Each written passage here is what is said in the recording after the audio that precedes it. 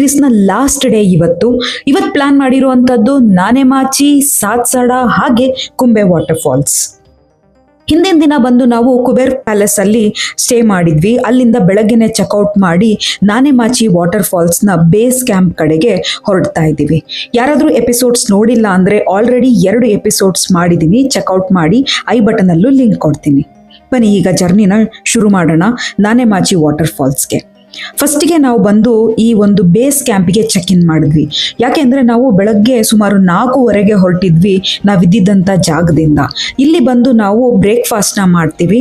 ಇನ್ನೇನಿಲ್ಲ, ತಿಂಡಿಗೆ 2 ದಿನದಿಂದ ಬರೀ ಅವಲಕ್ಕಿ ಉಪ್ಪಿಟ್ಟೆ ಮಾಡಿಟ್ಟಿದ್ದಾರೆ. ಅದನ್ನು ಅವರು ಮಹಾರಾಷ್ಟ್ರ ಸ್ಟೈಲಲ್ಲಿ ಪೋಹ ಅಂತ ಕರೀತಾರೆ. ಮಹಾರಾಷ್ಟ್ರ ಸ್ಪೆಷಲ್ ಪೋಹಾನೇ ನಮ್ಮ ಬ್ರೇಕ್ಫಾಸ್ಟ್.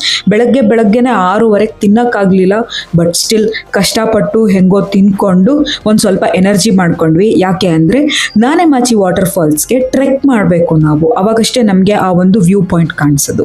ಬೇಸ್ ಕ್ಯಾಂಪಲ್ಲಿ ಇದ್ದಿದ್ದಂಥ ಅವಲಕ್ಕಿ ಉಪ್ಪಿಟ್ಟನ್ನ ತಿನ್ಕೊಂಡು ಹಾಗೆ ಟಾಯ್ಲೆಟ್ ಪಕ್ಕದಲ್ಲಿದ್ದಂಥ ಈ ಹಸಿರು ಹಾವನ್ನ ನೋಡಿಕೊಂಡು ನಮ್ಮ ಜರ್ನಿನ ಗುಗ್ಗುಲ್ಶಿ ಅನ್ನೋ ಒಂದು ಹಳ್ಳಿ ಕಡೆಗೆ ಮುಂದುವರಿಸ್ತೀವಿ. ಈ ಬೇಸ್ ಕ್ಯಾಂಪಿಂದ ಈ ಹಳ್ಳಿ ಇರೋದು ಸುಮಾರು ಒಂದು 20 ನಿಮಿಷ ಆಗತ್ತೆ.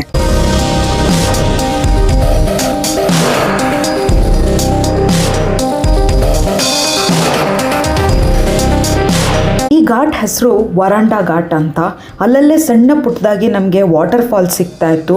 ದೊಡ್ಡ ದೊಡ್ಡ ಬೆಟ್ಟಗಳಿತ್ತು, ಮರಗಳು, ಹಾಗೆ ಯಥೇಚ್ಛವಾಗಿ ಹುಲ್ಗಳನ್ನ ನಾವು ಈ ಘಾಟಲ್ಲಿ ನೋಡ್ಬೋದು.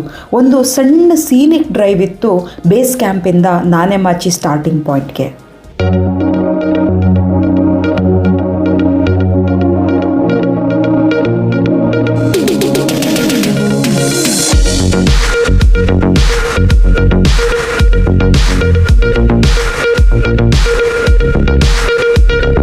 ನಾನೆಮಾಚಿ ಅಂತ ಒಂದು ವ್ಯೂ ಪಾಯಿಂಟಿಗೆ ಬಂದಿದ್ದೀವಿ. ಸೊ ನೋಡ್ಬೋದು, ಬೆಳಗ್ಗೆ ಸೂರ್ಯನ ಬಿಸಿಲು ಬೀಳ್ತಾ ಇದೆ.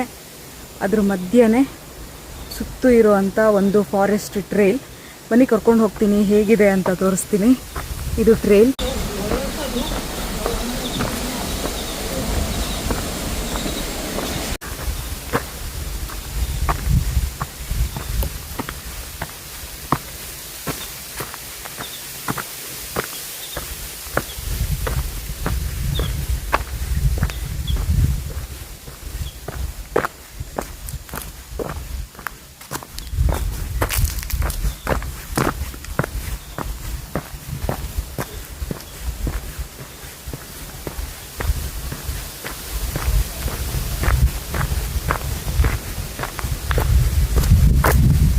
ಇದೇ ಥರ ಸುಮಾರು 2 ಕಿಲೋಮೀಟರ್ ಹೋದರೆ ನಾನೆಮಾಚಿ ವ್ಯೂ ಪಾಯಿಂಟ್ ಇದೆ. ಆಲ್ಮೋಸ್ಟ್ ನಮ್ಮ ಗ್ರೂಪ್ ಅವರೆಲ್ಲ ಬಿಟ್ಟು ಹೋದರು. ನಾನು ಹಿಂದೆ ಹೋಗ್ತಾ ಇದ್ದೀನಿ ವಿಡಿಯೋ ರೆಕಾರ್ಡ್ ಮಾಡ್ಕೋತಾ.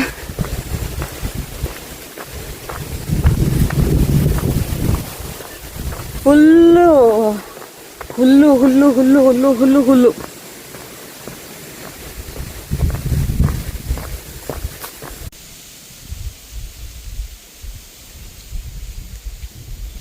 भात रहता है, हाँ, चक्की में जाके वो निकल रहा है, वो ऊपर से निकल जाता है, वो चावल निकलता है. चावल है? चावल का है? चावल का है. ಇದೆಲ್ಲ ಭತ್ತದ ಗದ್ದೆ ಅಂತೆ. ये खेती सब चावल का है. चावल का कितना महीने हो गया लगा के? 6 महीना होगा. 6 महीने का क्रॉप. वो 15 दिन में ಕಟಾನೆ ಕಾಗುವೆ. ಹಾಗೆ ಇಲ್ಲಿ ಒಬ್ರು ಕೆಲಸ ಮಾಡ್ತಾ ಇದ್ರು ರೈತರು. ಅವ್ರು ಹೇಳಿದ್ರು ಇದು ನೀರಿಲ್ಲದೆ ಮಾಡಿರುವಂಥ ಭತ್ತದ ಗದ್ದೆ ಅಂತ.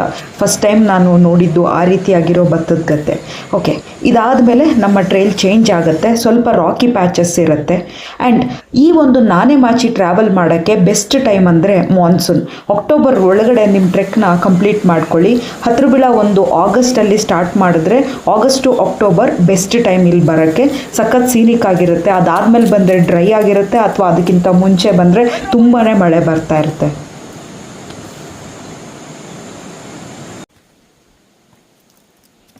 ಒಳ್ಳೆ ಗ್ರಿಪ್ ಇರೋ ಶೂ ಅಂತೂ ಮಸ್ಟ್ ಆ್ಯಂಡ್ ಶುಡ್. ಇದು ಸಖತ್ ರಾಕಿ ಆಗಿರೋ ಪ್ಯಾಚಸ್ ಇರುತ್ತೆ. ಮಳೆಗಾಲದಲ್ಲಂತೂ ಇನ್ನೂ ಜಾಸ್ತಿ ಪಾಚೆ ಇರುತ್ತೆ. ಒಳ್ಳೆ ಶೂಸ್ನ ಇಟ್ಕೊಂಡು ಈ ಟ್ರೆಕ್ನ ಪ್ಲ್ಯಾನ್ ಮಾಡ್ಕೊಳ್ಳಿ.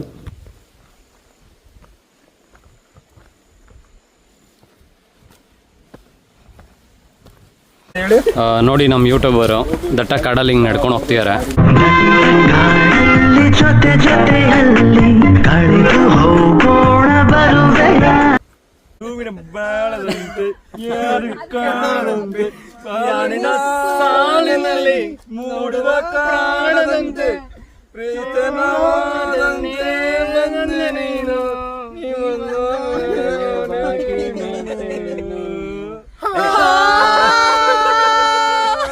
ಫೈನಲಿ ನಾನೆಮಾಚಿ ಫಾಲ್ಸ್ನ ವ್ಯೂ ಪಾಯಿಂಟಿಗೆ ಬಂದಿದ್ದೀವಿ. ಹೇಗಿದೆ ಅಂತ ತೋರಿಸ್ತೀನಿ. ಹಾಗೆ ನನ್ನ ಜೊತೆಗೆ ಬಂದಿರೋ ಇವ್ರನ್ನು ತೋರಿಸ್ತಾ ಇದ್ದೀನಿ. ಸೊ ನೋಡಿ, ವ್ಯೂ ಪಾಯಿಂಟ್ ಮುಂದೆ ಹೋಗೋಣ.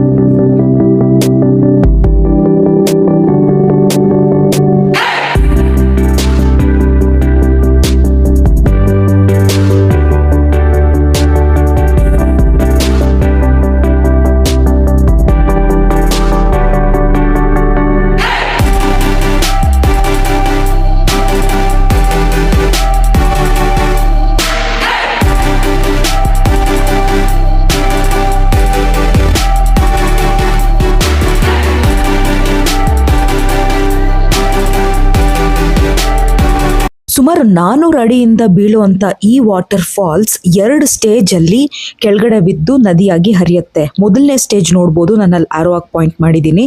ಹಾಗೆ 2ನೇ ಸ್ಟೇಜ್ ಇದು. ಇಲ್ಲಿಂದ ಬಿದ್ದಂತಹ ನೀರು ಸ್ವಲ್ಪ ದೂರ ಹರಿದು ಒಂದು ನದಿಯನ್ನ ಸೇರ್ಕೊಳ್ಳುತ್ತೆ. ಮೊದಲನೇದಾಗಿ ಅದು ಕಾಳ್ ನದಿ ಅಂತ ಹರಿಯುತ್ತೆ. ನಂತರ ಅದು ಸಾವಿತ್ರಿ ನದಿಯಾಗಿ ಹರಿದು ಅರಬ್ಬಿ ಸಮುದ್ರಕ್ಕೆ ಸೇರ್ಕೊಳ್ಳುತ್ತೆ. ಗಾಳಿ ಎಷ್ಟು ರಭಸ ಇದೆ ಅನ್ನೋದನ್ನ ಗಮನಿಸಿ. ಆ ವಾಟರ್ ಫಾಲ್ಸ್ ನೀರು ಕೆಳಗಡೆ ಬೀಳಕ್ಕೆ ಅಷ್ಟು ಟೈಮ್ ಬೇಕಾಗ್ತಾ ಇದೆ. ಅದಕ್ಕೆ ನಾನಿಲ್ಲಿ ಯಾವುದೇ ರೀತಿ ಎಫೆಕ್ಟ್ಸ್ನ ಯೂಸ್ ಮಾಡ್ತಾ ಇಲ್ಲ. ರಿಯಲ್ ಆಗಿ ನನ್ನ ಕಣ್ಣಿಗೆ ಹೇಗೆ ಕಾಣಿಸ್ತೋ ಹಾಗೆ ತೋರಿಸ್ತಾ ಇದ್ದೀನಿ. ಹಾಗೆ ನೀವಲ್ಲಿ ನೋಡ್ಬೋದು, ಆ ಸೆಕೆಂಡ್ ಸ್ಟೇಜ್ ವಾಟರ್ ಫಾಲ್ಸಿಂದ ನೀರು ಹರಿದು ಬರುತ್ತಲ್ಲ, ನಾವು ಅಲ್ಲಿವರೆಗೂ ಹೋಗ್ಬೋದು. ಆ ಬಂಡೆಗಳ ಮಧ್ಯೆ ಇರುವಂಥ ಒಂದು ದಾರಿಯಲ್ಲಿ ಹೇಗಿದೆ ಆ ಜರ್ನಿ ಅಂತಲೂ ತೋರಿಸ್ತೀನಿ. ಅಲ್ಲಿ ಹೋಗಿ ಹಾಗೆ ಆ ಸೆಕೆಂಡ್ ಸ್ಟೇಜ್ ಇತ್ತಲ್ಲ, ಅಲ್ಲಿಗೂ ಹೋಗ್ತೀನಿ ಮುಂದೆ, ವಿಡಿಯೋದಲ್ಲಿ ನೋಡಿ.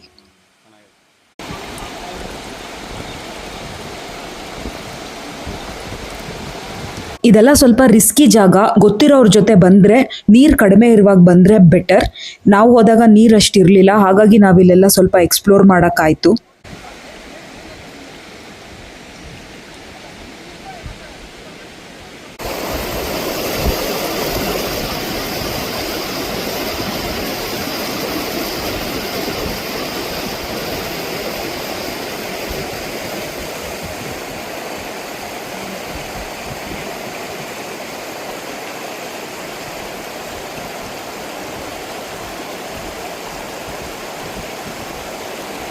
ಸುಮಾರಷ್ಟು ಒಳ್ಳೊಳ್ಳೆ ಶಾರ್ಟ್ಸ್ನ ನಾವಿಲ್ಲಿ ಕ್ಲಿಕ್ ಮಾಡಿದ್ವಿ. ತುಂಬಾ ಚೆನ್ನಾಗಿ ಬಂತು ಇಲ್ಲಿ ಫೋಟೋಸು. ಒಂಥರ ಪರ್ಫೆಕ್ಟ್ ಆಗಿತ್ತು ನಮಗೆ. ಜಾಸ್ತಿ ನೀರು ಇಲ್ಲದೆ ಇರೋ ಥರನೂ ಇರಲಿಲ್ಲ, ತುಂಬ ನೀರಿರೋ ಥರನೂ ಇರಲಿಲ್ಲ. ಕಂಪ್ಲೀಟ್ ಒಂದು ವಾಟರ್ ಫಾಲ್ಸ್ನ ಎಕ್ಸ್ಪ್ಲೋರ್ ಮಾಡುವಂಥ ಅವಕಾಶ ಸಿಕ್ತು ಈ ನಾನೆಮಾಚಿ ವಾಟರ್ ಫಾಲ್ಸಲ್ಲಿ.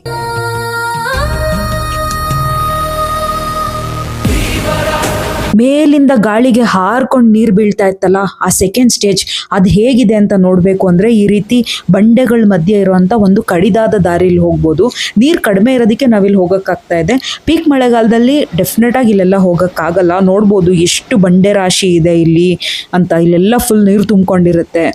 ಸಖತ್ ಕಾಲ್ಗೆಲ್ಲ ಏಟಾಗುತ್ತೆ. ನಮಗೆ ನೀರಿಲ್ಲ, ಕ್ಲಿಯರಾಗಿ ಕಾಣಿಸ್ತಾ ಇದೆ. ಹಾಗಾಗಿ ಇಲ್ಲಿಂದ ನೋಡ್ಕೊತ ಆ ಸೆಕೆಂಡ್ ಸ್ಟೇಜಿಂದ ನೀರು ಬಿತ್ತಲ್ಲ, ಅಲ್ಲಿ ಹೇಗಿದೆ ಜಾಗ ಅನ್ನೋದನ್ನ ನೋಡಕ್ಕೆ ಹೋಗ್ತಾ ಇದ್ದೀವಿ.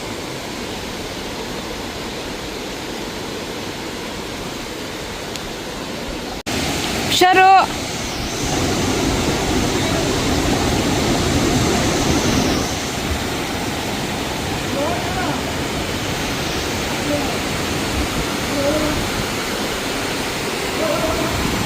ಇವ್ರನ್ನ ನೋಡಿ, ನಮಗೆ ಕಾಂಪಿಟೇಷನ್ ಕೊಡೋ ಥರ ನಮ್ಮ ಹಿಂದೆನೇ ಬಂದರೂ ನಮ್ಮನ್ನು ಬಿಟ್ಟೇ ಹೋಗ್ತಾ ಇಲ್ಲ.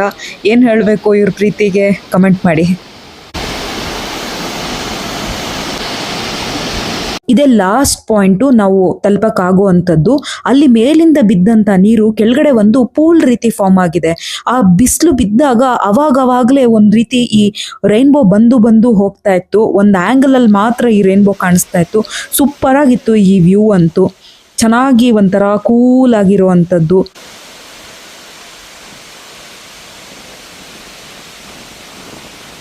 ಒಂದು 400 ಅಡಿ ಫಾಲ್ಸು ಮೇಲಿಂದ ಕೆಳಗಡೆ ಬಿದ್ದರೆ ಹೇಗೆ ಕಾಣಿಸುತ್ತೆ ಅನ್ನೋ ಎಫೆಕ್ಟ್ ಇದೆ ನೋಡಿ ಇದರಲ್ಲಿ. ಅದು ಬೀಳಕ್ಕಷ್ಟು ಟೈಮ್ ತೊಗೋತಾ ಇದೆ. ನಾನು ಯಾವುದೇ ರೀತಿ ಗ್ರಾಫಿಕ್ಸ್ ಯೂಸ್ ಮಾಡಿಲ್ಲ. ಸೆಕೆಂಡ್ ಸ್ಟೇಜ್ ಫಾಲ್ಸ್ ಅಂತೂ ಬೇರೆನೇ ಥರ ಇದೆ. ಅಲ್ಲಿ ಎಷ್ಟು ಬಂಡೆ ರಾಶಿ ಇದೆ ನೋಡಿ. ಹಾಗೆ ಕೆಳಗೆ ಬಿದ್ದಂಥ ನೀರು ಒಂದು ಪೂಲ್ ಥರ ಆಗುತ್ತೆ, ಮುಂದಕ್ಕೆ ಹರಿಯುತ್ತೆ. ಮುಂದೆ ಇನ್ನೊಂದು ಸ್ವಲ್ಪ ದೂರ ಹೋದರೆ ಅದು ನದಿ ಥರ ಕಾಣಿಸುತ್ತೆ, ಯಾವುದೋ ಹರಿತಾ ಇದೆಯೇನೋ ಅಂತ. ಅದಾದಮೇಲೆ ಇನ್ನೊಂದು ಸ್ಟೇಜ್ ವಾಟರ್ ಫಾಲ್ಸು. ಸೂಪರಾಗಿದೆ ಈ ನಾನೆಮಾಚಿ. ದಯವಿಟ್ಟು ಯಾರಾದರೂ ಹೋಗಬೇಕು ಅಂತ ಇದ್ದರೆ ಖಂಡಿತ ನೆಕ್ಸ್ಟ್ ಮಳೆಗಾಲದಲ್ಲಿ ಪ್ಲ್ಯಾನ್ ಮಾಡ್ಕೊಂಡು ಹೋಗಿ.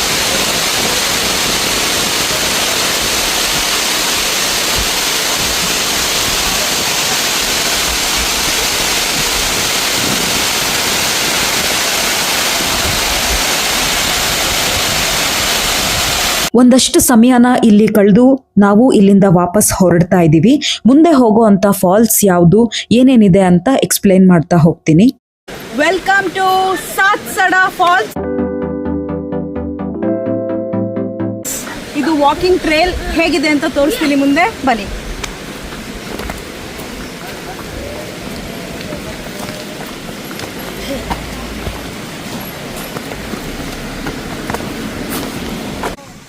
ಎಷ್ಟು ಸತಿ ಬಂದಿದ್ದೀರಾ ಸಾತ್ಸಡಾಗೆ? 5 ಸಲ. ಇನ್ನು 2 ಸತಿ ಬಂದ್ರೆ ನಿಮ್ದು 7 ಸತಿ ಆಗತ್ತಲ್ಲ.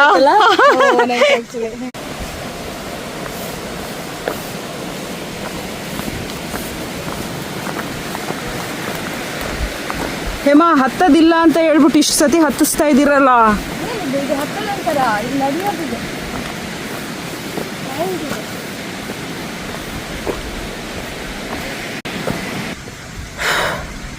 ನಿನ್ನೆಯಿಂದ ಹತ್ತಿ ಇಳಿದು ಸಾಕಾಗೋಗಿದೆ. ರೋಡ್ ನೋಡಿದ್ರೆ ಹತ್ತಬೇಕು ಅನ್ಸಿದ್ರೆ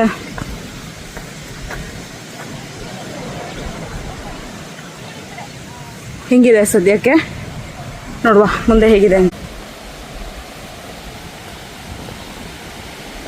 ನಮಗೊಂಚೂರು ಕೊಡಿ ತಿನ್ನಕ್ಕೆ ಏನಾದರೂ ಇದ್ರೆ, ಇಲ್ಲಾಂದ್ರೆ ಯೂಟ್ಯೂಬಲ್ಲಿ ಹಾಕ್ತೀನಿ ನಾನು. ಇವ್ರು ನಂಗೆ ತಿಂದಂಗೆ ಕೊಡ್ದಂಗೆ ಕರ್ಕೊಂಡು ಹೋಗ್ತಾ ಇದ್ದಾರೆ ಅಂತ. ಹಾಂ, ಈ ಸಾತ್ಸಡಾ ಫಾಲ್ಸ್ಗೆ ಒಂದು ಮಾಡ್ರೇಟ್ ಹೈಕ್ ಇದೆ. ಸ್ವಲ್ಪ ದೂರ ನಡಿಬೇಕು, ಅಲ್ಲಲ್ಲೇ ಒಂಚೂರು ಹತ್ತಿ ಇಳಿಯೋದಿದೆ. ಅದು ಬಿಟ್ಟರೆ ಇದೇನಂತ ಟ್ರೆಕ್ ಮಾಡುವಂಥ ಜಾಗ ಏನಲ್ಲ. ಫಾಲ್ಸ್ ಹೇಗಿದೆ ಅಂತ ನೋಡಿ. ನನಗಾದಂಥ ಖುಷಿ ಏನು ಅಂತ ಮುಂದೆ ಹೇಳ್ತೀನಿ.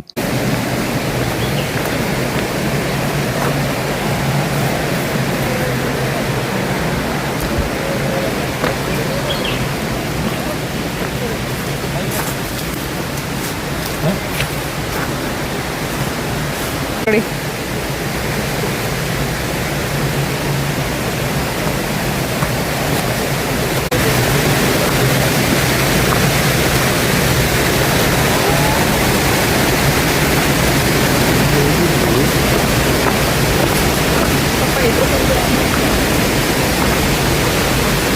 ಸೊ ಇಲ್ಲಿಂದ ಟ್ರೇಲ್ಸ್ ಹೀಗಿದೆ. ನುಗ್ಗಿ ಹೋಗ್ತೀನಿ ಹೇಗೆ ಅಂತ ಹೇಳ್ತೀನಿ.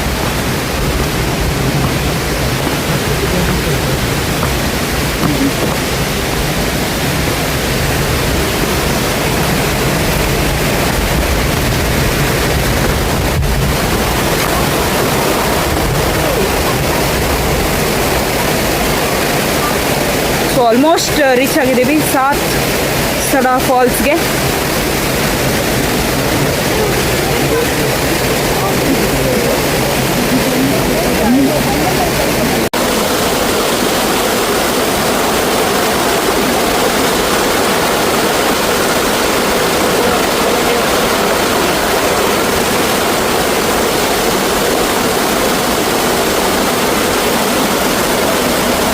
ಆ ದೂರದಲ್ಲಿ ಕಾಣಿಸ್ತಾ ಇರೋದೇ ಸಾತ್ಸಡಾ ಫಾಲ್ಸ್.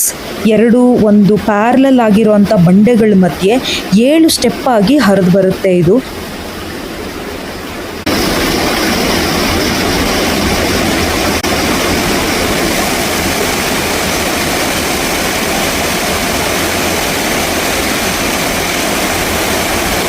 ಈ ಸಾತ್ಸಡಾ ವಾಟರ್ ಫಾಲ್ಸ್ ಏನಿದೆಯಲ್ಲ, ನನಗೇನು ಅಷ್ಟು ಇಂಪ್ರೆಸ್ ಆಗಲಿಲ್ಲ. ಸುಮ್ಮನೆ ಹೀಗೆ ಕೂತಿದ್ದೀನಿ. ನನ್ನ ಜೊತೆ ಬಂದವರೆಲ್ಲ ಮುಂದೆ ಹೋಗಿ ಆ 2 ಬಂಡೆಗಳ ಮಧ್ಯೆ ಬರ್ತಾ ಇದ್ದಂಥ ಫಾಲ್ಸ್ ವಾಟರಲ್ಲಿ ಸ್ವಲ್ಪ ಹೊತ್ತು ಆಟ ಆಡಿ ವಾಪಸ್ ಬಂದರು. ಇಲ್ಲಿಂದ ನಾವು ಹೋಗ್ತಾ ಇರುವಂಥದ್ದು ಮಧ್ಯಾಹ್ನದ ಊಟಕ್ಕೆ. ನಾವು ಬೆಳಗ್ಗೆ ಬೇಸ್ ಕ್ಯಾಂಪಿಂದ ಎಲ್ಲಿಂದ ಸ್ಟಾರ್ಟ್ ಮಾಡಿದ್ವಲ್ಲ ನಮ್ಮ ಟ್ರೆಕ್ಕು, ಅಲ್ಲೇ ನಮ್ಮ ಮಧ್ಯಾಹ್ನದ ಊಟನ ಅರೇಂಜ್ ಮಾಡಿದ್ದಾರೆ. ಅಲ್ಲಿಗೆ ಹೋಗ್ತಾ ಇದ್ದೀವಿ. ಸುಮಾರು ಒಂದು 20 ರಿಂದ 25 ನಿಮಿಷದ ಜರ್ನಿ. ಬೇಸ್ ಕ್ಯಾಂಪಲ್ಲಿ ಅಡುಗೆ ತಯಾರಿ ಜೋರಾಗೆ ನಡೆದಿದೆ. ಎಲ್ಲನ ಒಂದು ದೊಡ್ಡ ದೊಡ್ಡ ಬೌಲ್ಗೆ ಟ್ರಾನ್ಸ್ಫರ್ ಮಾಡಿಬಿಟ್ಟು ಸರ್ವಿಂಗೋಸ್ಕರ ಕಳಿಸ್ತಾ ಇದ್ದಾರೆ.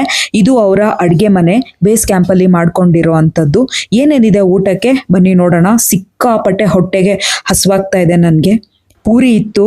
ಪೂರಿ ಸ್ವಲ್ಪ ಗಟ್ಟಿಯಾಗಿತ್ತು. ಅದಕ್ಕೆ ಬಟಾಣಿನೋ ಚೋಲೆನೋ ಗೊತ್ತಿಲ್ಲ, ಒಂದು ರೀತಿ ಮಾಡಿದ್ದಾರೆ. ಹಾಗೆ ಆಲೂಗಡ್ಡೆ ಪಲ್ಯ, ಅನ್ನ, ದಾಲ್,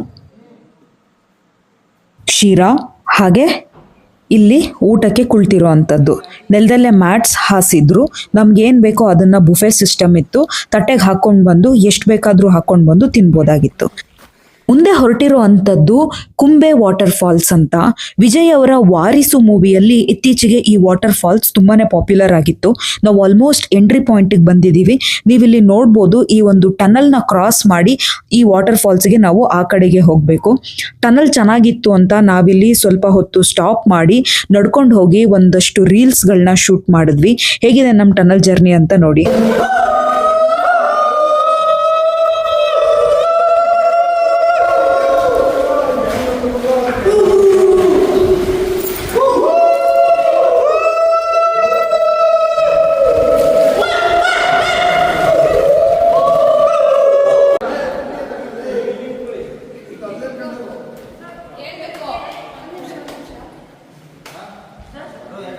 ಹಲವು ಪ್ರಯತ್ನಗಳ ನಂತರ ಒಂದಷ್ಟು ಔಟ್ಪುಟ್ ಬಂದಿದೆ.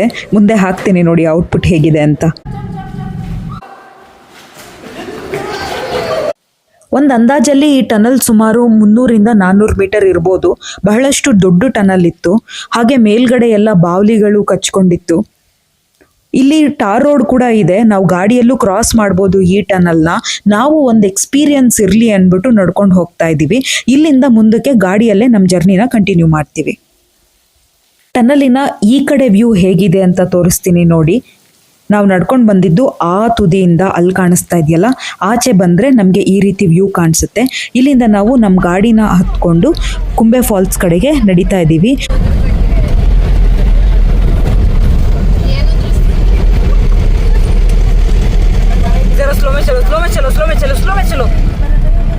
ಕುಂಬೆ ಫಾಲ್ಸ್ಗೆ ನಮ್ಮನ್ನ ಈ ಅತಿಥಿ ಕರ್ಕೊಂಡು ಹೋಗ್ತಾ ಇದ್ದಾರೆ. ಆದರೆ ಯಾಕೆ ಈ ರೀತಿ ಓಡ್ತಾ ಇದ್ದಾರೆ ಅನ್ನೋದೇ ಅರ್ಥ ಆಗಲಿಲ್ಲ. ಎಲ್ಲಿಂದ ಬಂತು ಇದು, ಹೇಗೆ ಬಂತು ಅಂತ ಗೊತ್ತಿಲ್ಲ. ಬಟ್ ಸಿಕ್ಕಾಪಟ್ಟೆ ಓಡ್ತಾ ಇತ್ತು. ಸುಮಾರು ಒಂದು 3-4 ಕಿಲೋಮೀಟರ್ ಓಡ್ ಬಂತು ಗಾಡಿ ಮುಂದೆ.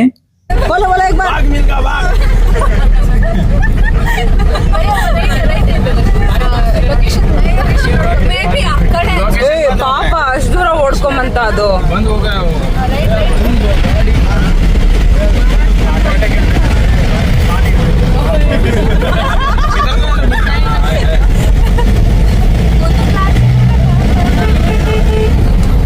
ಕುಂಬೆ ಫಾಲ್ಸ್ ವ್ಯೂ ಪಾಯಿಂಟ್ ಪಾರ್ಕಿಂಗ್ಗೆ ರೀಚ್ ಆದ್ವಿ. ಇಲ್ಲಿಂದ ಸ್ವಲ್ಪ ದೂರ ನಡ್ಕೊಂಡು ಹೋದ್ರೆ ನಮಗೆ ಕುಂಬೆ ಫಾಲ್ಸ್ ವ್ಯೂ ಪಾಯಿಂಟ್ ಕಾಣಿಸುತ್ತೆ. ಕುಂಬೆ ಫಾಲ್ಸ್ ಅಲ್ಲಿ ನಾವು ಆಟ ಆಡಕ್ಕಾಗಲ್ಲ.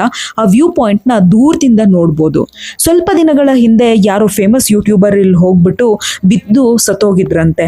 ಹಾಗಾಗಿ ಅಲ್ಲಿ ಫುಲ್ಲು ಸೆಕ್ಯೂರಿಟಿ ಮಾಡಿ ಅಲ್ಲಿವರೆಗೂ ಹೋಗಕ್ ಬಿಡಲ್ಲ, ದೂರದಿಂದನೇ ನೋಡ್ಬೇಕು.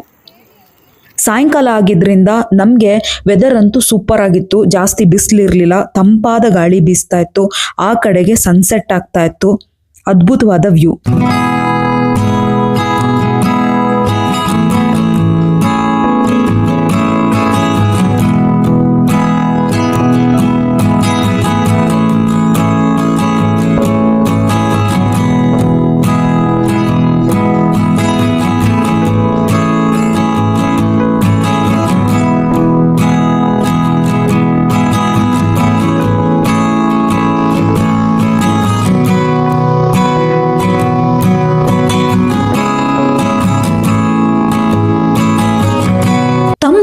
ಸಂಜೆಯಲ್ಲಿ ಸಹ್ಯಾದ್ರಿ ಪರ್ವತಗಳ ಮಧ್ಯೆ ಆಗ್ತಾ ಇದ್ದಂಥ ಆ ಸೂರ್ಯಾಸ್ತಮಾನಕ್ಕೆ ಆ ವಾಟರ್ ಫಾಲ್ಸ್ ಸೂಪರ್ ಆಗಿತ್ತು.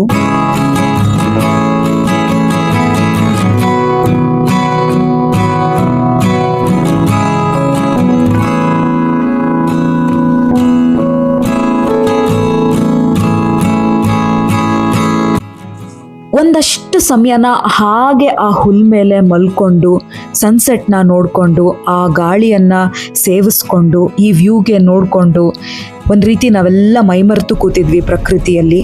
ಅಲ್ಲಿಂದ ಎದ್ದು ಕತ್ಲಾಯಿತು ಅಂತ ಮುಂದೆ ಹೊರಡ್ತಾ ಇರುವಂಥದ್ದು ಪುಣೆ ಸಿಟಿಗೆ. ಟನಲ್ ರಾತ್ರಿ ಹೇಗೆ ಕಾಣಿಸುತ್ತೆ ಅಂತ ನೋಡಿ. ಈ ಸತಿ ನಾವು ನಡ್ಕೊಂಡು ಹೋಗುವಂಥ ಸಾಹಸ ಮಾಡಲಿಲ್ಲ, ಗಾಡಿಯಲ್ಲೇ ಟನಲ್ನ ಕ್ರಾಸ್ ಮಾಡಿದ್ವಿ. ಕತ್ಲಲ್ಲಿ ಟನಲ್ ಈ ರೀತಿ ಇದೆ. ಇಲ್ಲಿಗೆ ನಾವು ನೋಡಬೇಕಾಗಿದ್ದಂಥ ಎಲ್ಲ ಜಾಗಗಳು ಮುಗೀತು. ಇಲ್ಲಿಂದ ನಾವು ಹೊರಡ್ತಾ ಇರುವಂಥದ್ದು ಪುಣೆ ಸಿಟಿಗೆ. ಸುಮಾರು 2 ಗಂಟೆ ಡ್ರೈವ್ ಆಗುತ್ತೆ ಕುಂಬೆ ವಾಟರ್ ಫಾಲ್ಸಿಂದ. ಪುಣೆ ಸಿಟಿಯಲ್ಲಿ ಊಟನ ಮಾಡಿಕೊಂಡು ನಾವು ಬೆಂಗಳೂರಿಗೆ ಟ್ರೈನನ್ನು ತಗೋಬೇಕಾಗತ್ತೆ. ಸುಮಾರು ರಾತ್ರಿ 2 ಗಂಟೆಗೆ ನಮಗೆ ಟ್ರೈನ್ ಇರುವಂಥದ್ದು.